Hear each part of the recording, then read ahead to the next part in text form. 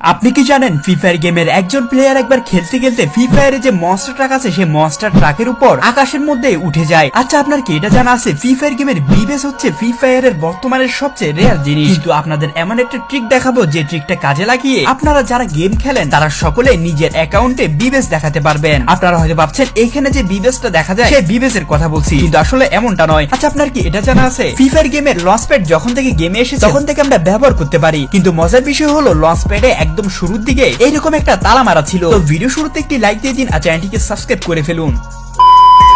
আজকের ভিডিও শুরু করব ফ্রি ফায়ারের ইমোট দিয়ে। প্রায় এক সপ্তাহ আগ পর্যন্ত গেমের মধ্যে সবচেয়ে রেয়ার বান্ডেল ছিল হিপ হপ সাকুরা, কিন্তু বর্তমানে সেটা নেই। আর বর্তমানে কোনো বান্ডেলই গেমের মধ্যে আর রেয়ার নেই। কিন্তু আপনি কি জানেন হিপ হপ সাকুরা রেয়ারিটি শেষ হয়ে গেল কিছুদিন আগেও, কিন্তু সেটা রেয়ারিটি খুব বেশি পরিমাণে ছিল। ঠিক তেমনই ফ্রি ফায়ার গেমে এমন একটি ইমোট আছে যে ইমোটটি হিপ হপ সাকুরার মতো খুবই ডিমান্ডিং ছিল। অর্থাৎ ফ্রি ফায়ারের প্লেয়াররা চাইতো যে ওই ইমোটটা নিজের অ্যাকাউন্টে থাকুক, কিন্তু ফ্রি ফায়ার প্লেয়াররা সেই ইমোটটা নিতে পারতো না, কারণ সেটা খুবই রেয়ার একটা ইমোট ছিল। আর সেই ইমোটটা হলো ফ্রি ফায়ারের থ্রোন ইমোট। আসলে এই থ্রোন ইমোটটা হচ্ছে ফ্রি ফায়ারের একমাত্র ইমোট যে ইমোটটা ফ্রি ফায়ারের প্লেয়াররা নেওয়ার জন্য সবচেয়ে বেশি পরিমাণে ডিমান্ড করেছে। যেমনটা হিপ হপ সাকুরা নেওয়ার জন্য বর্তমানে প্লেয়াররা ডিমান্ড করছে, ঠিক তেমনই থ্রোন ইমোটটারও ডিমান্ড খুব বেশি পরিমাণে ছিল। কিন্তু এই ইমোটটা আসার পর গেমের মধ্যে এই ইমোটের রিয়ালিটি একদম শেষ হয়ে যায়। তবে এখানে একটি কথা আছে, এই ইমোটটা গেমের মধ্যে এসে এরপর চলে গেলে এই ইমোটের রিয়ালিটি খুব বেশি পরিমাণে হয়ে যায়। এর পরপর সবার কথা বিবেচনা করে ফ্রি ফায়ারের একমাত্র ইমোট করে দেওয়া হয় এই ইমোটটাকে, যে ইমোটটা গেমের মধ্যে এ টু জেড সকল প্লেয়ারই ব্যবহার করতে পারতো। আসলে এই ইমোটটা ব্যবহার করলে ক্যারেক্টার একটি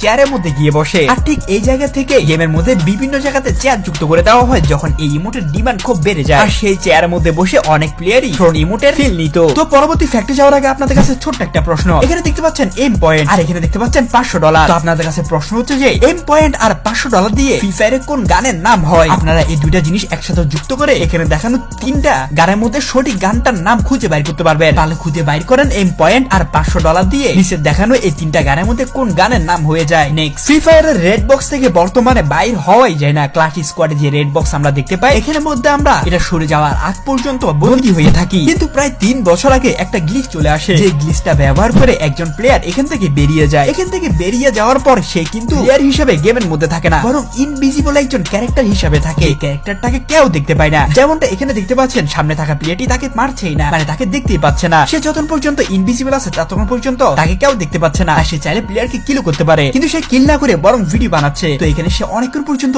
ইনভিজিবল থাকে। ইনভিজিবল থাকার পর সে যখন ক্যারেক্টার নিয়ে গেমের মধ্যে ফিরে আসে তখন কিন্তু তাকে মারা যেত না। এর কারণটা হলো যে রেড বক্সে থাকা অবস্থা আমরা একদম হলুদ হয়ে থাকি, আর ঠিক তেমনটা এখানে সে হয়ে আছে, যার ফলে তাকে মারা যাবে না। আর এমন অবস্থায় সে সামনে থাকা প্লেয়ারটাকে কিল করে ফেলে। তো এই গ্লিচটা প্রায় 2 বছর আগে আমাদের গেমের মধ্যে এসেছিল। নেক্সট, ফ্রি ফায়ারের সবচেয়ে ডেঞ্জারাস বিকেল হচ্ছে মনস্টার ট্রাক। এই ট্রাকটা বর্তমানে তেমন একটা ভয়ানক না, কিন্তু আগেকার সময়ে এই ট্রাক দেখলে ফ্রি ফায়ারের প্লেয়াররা ঘরের ভিতরে গিয়ে লুকিয়ে যেত, কারণ তখনকার সময় ফ্রি ফায়ার প্লেয়ারদের মুভমেন্ট তেমন একটা ভালো ছিল না। আর এই গাড়ির সামনে পড়লে গাড়িওয়ালা প্লেয়ারটা মেরে দিত। তো এই জায়গা থেকে মনস্টার ট্রাক দেখলে প্রায় 2-3 বছর আগে যখন প্লেয়াররা গেম খেলতো তখন ঘরের ভিতরে গিয়ে লুকিয়ে যেত। কিন্তু বর্তমানে এই গাড়িটাকে তেমন একটা ফ্রি ফায়ার প্লেয়াররা পাত্তা দেয় না। কিন্তু আপনি কি জানেন এই গাড়িটা 3 বছর আগে এমন একটা কাজ করতো যেটা বর্তমানে গেমের মধ্যে করে না। 3 বছর আগের এই ভিডিওটা দেখেন, এখানে একজন প্লেয়ার মনস্টার ট্রাক নিয়ে সরাসরি পচিনকের যে জিপলেনটা আছে সেখানে তলায় গিয়ে রেখে দেয়। তো এখানে রেখে দেওয়ার পর সে একটি ঘরের ভিতরে চলে যায়। তো ঘরের ভিতরে এসে সে দেখতে থাকে এখানে কেউ আসে কিনা। এমন অবস্থায় দেখা যায় যে জিপলেন ধরে একটা প্লেয়ার পচিনকের মধ্যে আসে, কিন্তু দুঃখের বিষয় হলো যে ওই প্লেয়ারটা ওইখানে আটকে গিয়েছে, যেটা আপনারা দেখতে পাচ্ছেন। আসলে এই প্লেয়ারটার জন্য দুঃখের বিষয় হলো আমরা যারা দর্শক আছি তাদের জন্য কিন্তু এই বিষয়টা খুবই মজাদার। এখানে দেখেন মনস্টার ট্রাকের সাথে ওই প্লেয়ারটা কিভাবে আটকেছে, আর এই প্লেয়ারটা পুরো ম্যাচের মধ্যে এখান থেকে কিন্তু বাইরে হতে পারবে না যতক্ষণ পর্যন্ত মনস্টার ট্রাক এখান থেকে সরিয়ে দেওয়া হবে না। তো আসলে এই বিষয়টা বুঝতে পেরেছেন। 3 বছর আগের এই গ্লিচটা যদি আমাদের গেমের মধ্যে এখনো থাকতো তাহলে দেখা যেত যে অনেক প্লেয়ার মনস্টার ট্রাক জিপলাইনের মধ্যে রেখে এরপর লুকিয়ে যেত। এরপর যখন কোনো প্লেয়ার এখানে আসতো তখন সে মনস্টার ট্রাকের মধ্যে আটকে গেলে যে প্লেয়ারটি মনস্টার ট্রাকটি রেখেছে সে বেরিয়ে তাকে মেরে দিতে পারতো। আর এই জিপলাইনটা ফ্রি ফায়ারের সবচেয়ে বেশি ইউজ হওয়া জিপলাইন, সুতরাং বুঝতেই পারছেন এখানে পুরো ম্যাচের মধ্যে এখানে 3 থেকে 4টা প্লেয়ার অবশ্যই আসে। সুতরাং 3 থেকে 4টা প্লেয়ার এখানে আটকে মরে যেত, অর্থাৎ ফ্রি 3-4টা কিল এমনিতে পাওয়া যেত ওইখানেই। নেক্সট, 3 বছর আগের মনস্টার ট্রাকের কথা যেহেতু বললাম, 3 বছর আগের মনস্টার ট্রাকের একটা গ্লিচের কথা বলি। আর এই গ্লিচটা এখনো বর্তমানে গেমের মধ্যে আছে কিনা সেটাও আমার জানা নাই। তো প্রথমে এখানে দেখেন একজন প্লেয়ার গ্লাইডার ব্যবহার করে মনস্টার ট্রাকের উপর উঠে গিয়েছে, আর এই মনস্টার ট্রাকটা একদম শূন্যের মধ্যে ভাসছে। যাচ্ছে। তো এখানে যে জিনিসটা হয়েছে সেটা হলো যে 3 বছর আগে যখন গেমের মধ্যে গ্লাইডার ছিল তখন সেটা ব্যবহার করে একজন প্লেয়ার উড়তে থাকে, আর এই ফাঁকে সে বুঝতে পারে যে একটা জায়গার মধ্যে মনস্টার ট্রাক পড়বে, আর এই জন্য সে তার ডাটা কানেকশন অফ করে দেয়। ডাটা কানেকশন অফ করে সে গ্লাইডার নিয়ে উড়তে উড়তে মনস্টার ট্রাক যে জায়গা দিয়ে পড়ছিল সেই জায়গাতে চলে আসে। আকাশ থেকে যে মনস্টার ট্রাকটা পড়তো সেই মনস্টার ট্রাক ডাটা অফ করার কারণে আকাশের মধ্যে আটকে গিয়েছে। এরপর প্লেয়ারটা ওই মনস্টার ট্রাকের উপর উঠে মজাই নিচ্ছিল। তো আমার মনে হয় এটা ফ্রি ফায়ারের সবচেয়ে রেয়ার গ্লিচ গুলোর মধ্যে একটা। নেক্সট এবারে কথা বলবো ফ্রি ফায়ারের জিপলাইন আর লঞ্চ প্যাড নিয়ে। এই দুইটা জিনিস ফ্রি ফায়ার গেমে শুধুমাত্র কাজে আসে খুব দ্রুত চলাচলের জন্য। এই দুইটা জিনিসের মতো ফার্স্ট জিনিস আর মনে হয় না গেমের মধ্যে আছে। তো আপনাদেরকে বলি এই দুইটা জিনিস কখন আমাদের গেমের মধ্যে এসেছে। জিপলাইন এসেছে ফ্রি ফায়ার গেম লঞ্চ হওয়ার মাত্র 6 মাসের মধ্যে, অর্থাৎ ফ্রি ফায়ার গেম যেদিন লঞ্চ হয়েছে তার থেকে ঠিক 6 মাস পর জিপলাইন আমাদের গেমের মধ্যে একটা আপডেটের মাধ্যমে আসে। এরপরে যে লঞ্চ প্যাডটা আছে সেটা কিন্তু 6-7 মাসের মধ্যে আসেনি, বরং গেম লঞ্চ হওয়ার প্রায় 2 বছর পরে এসেছে। আর এই জিনিসটা এসেছে 2019 সালে মার্চ মাসে। কিন্তু এখানে একটা কথা আছে, লঞ্চ প্যাড যখন 2019 সালে আসে তখন কিন্তু ফ্রি ফায়ার প্লেয়াররা সরাসরি এই লঞ্চ প্যাড ব্যবহার করতে পারতো না। আসলে এই লঞ্চ প্যাড সম্পূর্ণ লক হয়ে থাকতো। তালা দিয়ে যেমন আমরা বিভিন্ন ঘরের দরজা লক করে দিই, ঠিক তেমনি লঞ্চ প্যাডকে ফ্রি ফায়ার একদম লক করে রেখেছিল। এখানে দেখতে পাচ্ছেন একজন প্লেয়ার 3 বছর আগে লঞ্চ প্যাডের আশেপাশে ঘুরাঘুরি করছে, কিন্তু সে কোনোভাবে লঞ্চ প্যাডে উঠতে পারছে না। আসলে এই ভিডিওটা একজন ইউটিউবার বানিয়েছিল, সে এই ভিডিওটা বানিয়ে টাইটেলে দিয়েছিল যে লঞ্চ প্যাড কোনোভাবে ব্যবহার করা যাচ্ছে না। তো এই ভিডিওতে দেখা যায় এই প্লেয়ারটা এখানে লঞ্চ প্যাডে আশেপাশে অনেকক্ষণ ধরে ঘুরাঘুরি করছে, কিন্তু কোনোভাবে এখানে ইউজ বাটনটা আসছে না, যেটা মাধ্যমে লঞ্চ প্যাডটা ইউজ করা যাবে। আর লঞ্চ প্যাড ইউজ করা যায় না এরকম অসংখ্য ভিডিও ক্লিপ ইউটিউবে খুঁজে পাওয়া যায়। তো এখান থেকে বোঝা যায় যে ফ্রি ফায়ার প্রথম দিকে লঞ্চ প্যাড গেমের মধ্যে লঞ্চ করলেও সেটা ইউজ করার জন্য অ্যাভেলেবল ছিল না। আসলে এখানে যে বিষয়টা হয়েছিল সেটা হলো যে লঞ্চ প্যাড গেমের মধ্যে যুক্ত করলেও ফ্রি ফায়ার এটা বুঝতে পারছিল না যে লঞ্চ প্যাডের রেঞ্জ কতটুকু দেওয়া হবে, অর্থাৎ লঞ্চ প্যাড ব্যবহার করে একটা প্লেয়ার কতটুকু দূরে যেতে পারবে। আর এই হিসাবটা করতে করতে ফ্রি ফায়ার অনেক সময় নিয়ে নেয়, আর এই হিসাব যতদিন করছিল ততদিন পর্যন্ত লঞ্চ প্যাড একদম লক করা ছিল। আর লঞ্চ প্যাড যখন খোলে তখন কিন্তু আরেকটা জিনিস হয়ে যায়, সেই জিনিস কি হয়েছে সেটা পরবর্তী ফ্যাক্টে বলছি। নেক্সট আগের ফ্যাক্টটাতে বললাম, এবার আপনাদের লঞ্চ প্যাড নিয়ে আরেকটা ফ্যাক্ট বলবো। আসলে লঞ্চ প্যাড বর্তমানে আপনি বিভিন্ন জায়গায় গেমের মধ্যে দেখবেন, আর ঠিক তেমনি গ্রিভিয়েডের মধ্যেও আপনি এখানে দেখতে পাবেন। তো আপনারা দেখতে পাচ্ছেন এখানে একটা লঞ্চ প্যাড আছে, আর এখান থেকে যদি একটু সামনে যায় তাহলে দেখতে পাবেন যে এখানে কোনো লঞ্চ প্যাড নেই, অর্থাৎ গ্রিভিয়েড জায়গাটার মধ্যে শুধুমাত্র এই জায়গাতেই আমরা লঞ্চ প্যাড পাই, এর আশেপাশে অন্য কোথাও লঞ্চ প্যাড দেখা যায় না। কিন্তু শুরুর দিকে যখন লঞ্চ প্যাড গেমের মধ্যে আনা হয় তখন তো কিছুদিনের জন্য লক ছিল, যখন আনলক করা হয় তখন দেখা যায় যে গ্যারিনা লঞ্চ প্যাড এই জায়গার মধ্যে দেয়নি, গ্রিভিয়েডের যে লঞ্চ প্যাডটা আছে সেটা এখানে না দিয়ে ঠিক একটু সামনে দিয়েছিল, যেটা আপনারা দেখতে পাচ্ছেন। এই জায়গাতে কিন্তু বর্তমানে কোনো লঞ্চ প্যাড নাই, কিন্তু 3 বছর আগে এই জায়গাতে লঞ্চ প্যাড ছিল। আসলে 3 বছর আগে গ্যারিনা এই জায়গাতে লঞ্চ প্যাড দিলেও কিছুদিনের মধ্যে বুঝতে পারে এই লঞ্চ প্যাডটা এখানে দিলে ফ্রি ফায়ার প্লেয়াররা বিভিন্ন ঘরের উপর উঠে গেমটাকে একটু ডিসব্যালেন্স করে দিচ্ছে, তাই এই জায়গা থেকে লঞ্চ প্যাডটা রিমুভ করে এই জায়গাতে নিয়ে আসে। নেক্সট একটা জিনিস লক্ষ্য করবেন, গেমের মধ্যে কিন্তু এখন কোনো ড্রেসের ভ্যালু নেই, অর্থাৎ হিপ হপ সাকুরের যে দামটা ছিল সেটাও কিন্তু গ্যারিনা শেষ করে দিয়েছে। কিন্তু আপনি কি লক্ষ্য করেছেন এটা গ্যারিনা করেছে কেন?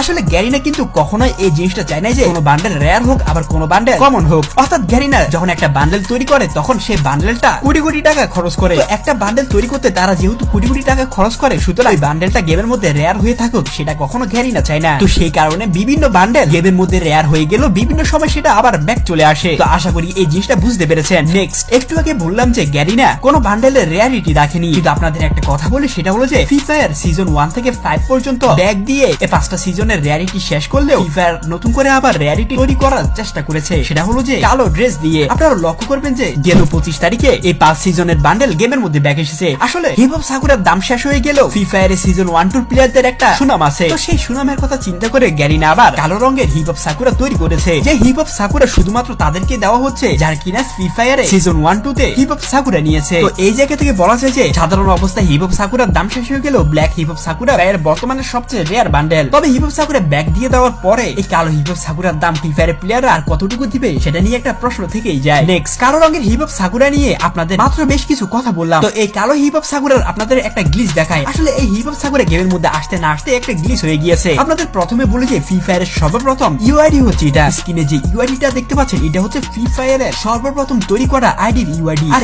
এই ইউআইডি থেকে কিন্তু হিপ হপ সাকুরা সিজন 1-2 তে যারা খেলেছে তাদের আইডিতে দেওয়া হচ্ছে। এই দেওয়াতে গ্যারিনা একটা গ্লিচ করে ফেলে। আসলে হিপ হপ সাকুরা যখন ব্যাক আসে তখন অনেক প্লেয়ারই হিপ হপ সাকুরা নিয়ে নেয়, এমনকি আমিও নিয়ে নিই। তো আমি তো সিজন 1-2 তে গেম খেলিনি, কিন্তু হিপ হপ সাকুরা আমার অ্যাকাউন্টে আছে। তো 25 তারিখে ফ্রি ফায়ারের একটা গ্লিচের কারণে ফ্রি ফায়ারের প্রথম আইডি থেকে আমার কাছে হিপ হপ সাকুরা গিফট হিসেবে গ্যারিনা পাঠিয়ে দেয়। শুধু আমার কাছে পাঠিয়েছে এমন নয়, হিপ হপ সাকুরা ব্যাক আসার পর যারা এই বান্ডেল গুলো নিয়েছে তাদের সকল অ্যাকাউন্টে black hip hop sakura gift পাঠানো হয়। আর এটা গ্যারিনার একটা মিস্টেক ছিল। আসলে এই ব্ল্যাক হিপ হপ সাকুরা শুধুমাত্র তাদেরকে পাঠানোর কথা ছিল যারা কিনা সিজন 1-2 তে আসলে হিপ হপ সাকুরা কিনেছিল, কিন্তু গ্যারিনার এক মিস্টেকে লাক রয়্যাল থেকে যারা হিপ হপ সাকুরা নিয়েছিল তারাও পেয়ে গিয়েছিল, কিন্তু তাদের আইডি থেকে hip hop sakura Garena remove করে দিয়েছে, এমনকি আমার আইডি থেকে রিমুভ করেছে। তো আপনারা কারা কারা এই ব্ল্যাক হিপ হপ সাকুরে গিফট হিসেবে পেয়েছিলেন এটা কমেন্টে জানাতে পারেন। নেক্সট ফ্রি ফায়ার একটা ইউজলেস জিনিস দেখবেন, আসলে সেই জিনিসটা দেখতে হলে আপনাদেরকে গেমের মধ্যে ব্যাগটা ওপেন করতে হবে। তো ব্যাগ ওপেন করার পর আপনারা দেখতে পাবেন যে ব্যাগকে যদি ক্লোজ করতে হয় তাহলে এখানে ক্লিক করতে হয়, অর্থাৎ এখানে ক্রস বাটন দেওয়া হয়েছে। কিন্তু আপনি কি জানেন ফ্রি ফায়ারের প্লেয়াররা আমার মনে হয় না কখনো এই ক্রস বাটন ইউজ করে।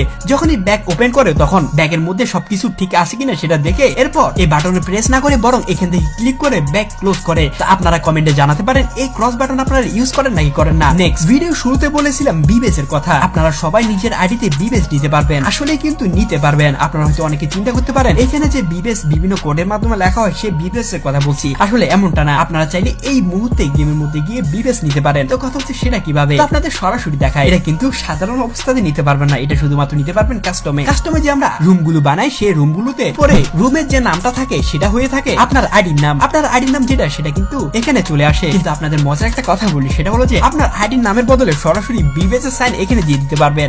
তো বিবেস এর সাইন দিলে এটা হবে যে কেউ যদি এখানে আসে এই পেজের মধ্যে আপনার কাস্টমের রুমটা দেখে তাহলে দেখতে পাবে যে সে বিবেস এর রুম দেখেছে। অথবা আপনাদেরকে যে ট্রিকটা দেখাবো সেই ট্রিকটা কাজে লাগিয়ে আপনারা যখন কাস্টম রুম বানাবেন তখন আপনার কাস্টম রুমের নাম বিবেসে কনভার্ট করে নিতে পারবেন। তো বিবেসে কনভার্ট করার পর আপনার ফ্রেন্ডটা যখন কাস্টম রুমে এক এক করে জয়েন হবে তখনই দেখতে পাবেন যে এটা একটা কাস্টম রুম যে বানিয়েছে তার কাছে বিবেস আছে, অর্থাৎ এখানে বিবেস আছে। তো যাই হোক মূল কথাটা বলি, আপনারা যখন কাস্টম রুম বানিয়ে ফেলবেন কাস্টম রুমের যে নামটা আছে সেটা আপনি এডিট করে দিবেন। এডিট করে প্রথমে এই সাইনটা দিবেন। এই সাইনটা দেওয়ার পর আপনি লিখবেন বড় হাতের এস, বড় হাতের এস লিখে এরপর আপনি জিরো লিখে দিবেন। জিরো লিখে এরপর এই সাইনটা দিয়ে দিবেন। এই সাইনটা দিয়ে দিলে আপনার কাস্টমের যে রুমটা তৈরি হবে সেই রুমটাতে প্রথমে বিবেস থাকবে। এরপর আপনি একটু স্পেস দিয়ে আপনি আপনার নামটা লিখতে পারেন অথবা যে কোনো কিছু লিখতে পারেন। যেমন এখানে আমি আমার নাম লিখে দিয়েছি খালেদ। তো খালেদ লিখে দেওয়ার কারণে এখানে বিবেস প্রথমে এরপরে আমার নাম চলে এসেছে। যদি আমার কাছে অলরেডি বিবেস আছে সুতরাং এখানে বিবেস শো করছে। তো আপনাদের বন্ধুদের চমকে দিতে এই ট্রিকটা কাজে লাগাতে পারেন। তো বন্ধুরা এই ভিডিওটা যদি আপনাদের ভালো লেগে থাকে তাহলে অবশ্যই একটি লাইক দিয়ে দিবেন আর চ্যানেলটিকে সাবস্ক্রাইব করবেন। এখন মতো বিদায়।